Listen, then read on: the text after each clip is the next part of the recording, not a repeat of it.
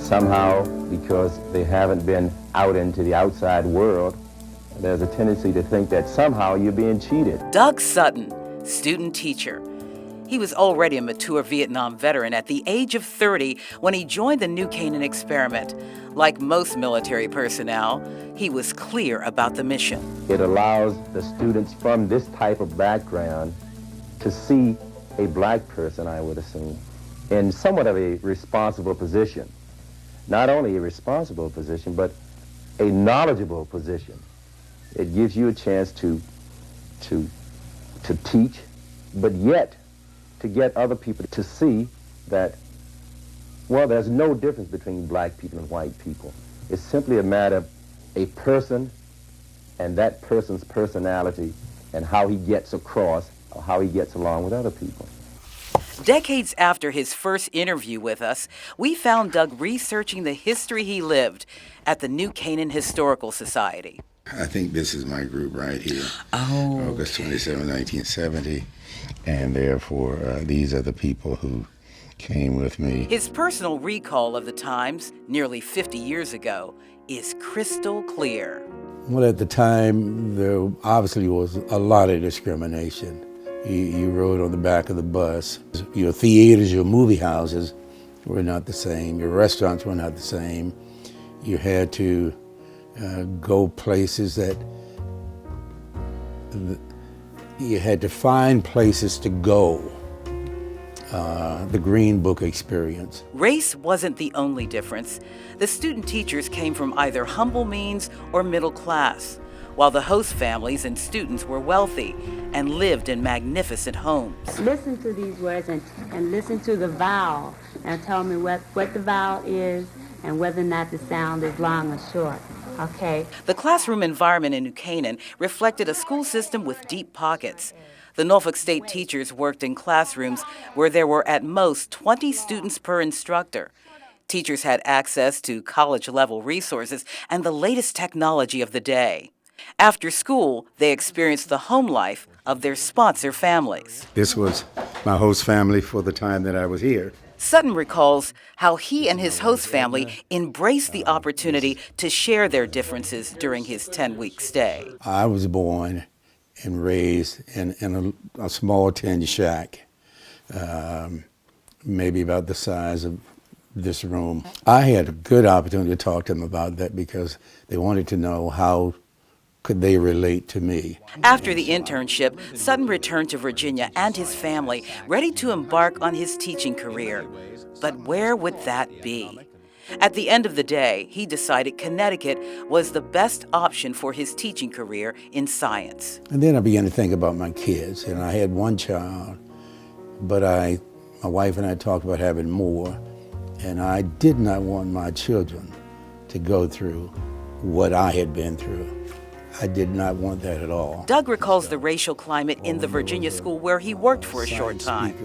A school system he describes where black teachers were hired and fired to make room for white teachers. This one teacher in general cautioned me, and he said to me as he poked his finger in my chest, "Do you know what you're here for?" And I go like, "Well, yeah. You know, I think I'm a good teacher and the kids got to learn." And no, you're not here for that. You're here because they hired a certain number of unqualified white science teachers who didn't know what the blank they were doing with our kids. And then they sent them away to school so they could learn what they already should know when they hired them. And you're going to be gone when they get back. For him, it was an eye-opening conversation, one that prompted Sutton to say yes to the offer of a teaching position in Connecticut, returning to a predominantly white classroom. He remembers seeing it as an opportunity to teach beyond the traditional science lesson. Without a doubt, I think I was the first that they've seen.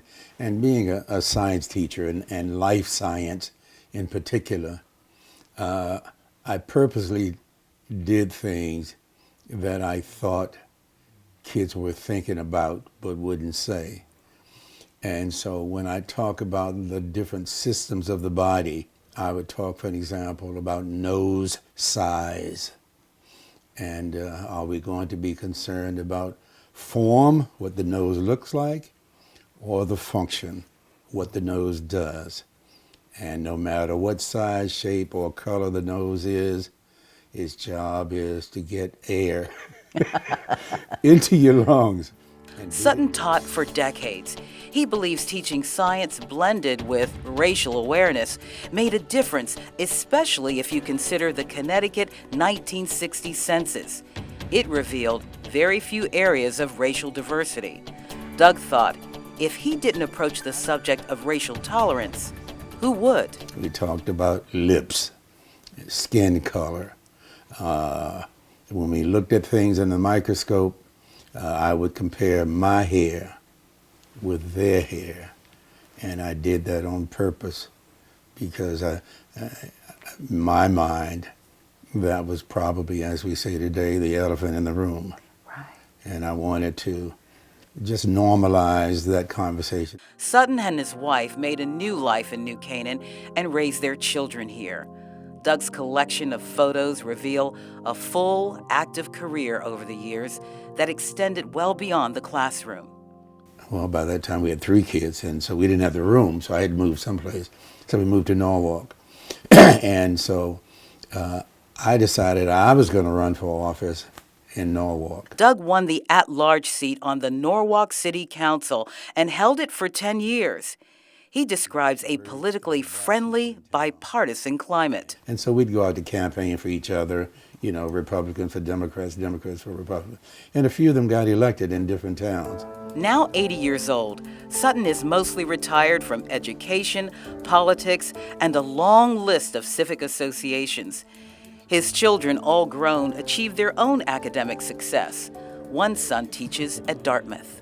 I think that now that we've had this experience, I think we can fit in pretty much anywhere, pretty much do anything. I often say to my own children, although your experiences are not the same as mine, and I hope they never be, but I caution them to always be vigilant. So do you think that the New Canaan experiment, as we like to call it, kind of changed the, for lack of a better word, the complexion of some of the communities around here in terms of interactions? I know it did, because again, New Canaan, I learned, was the first to do a lot of these things, the first. And since then, a lot of other surrounding neighborhoods have found, suburban neighborhoods, have found this to be a good thing.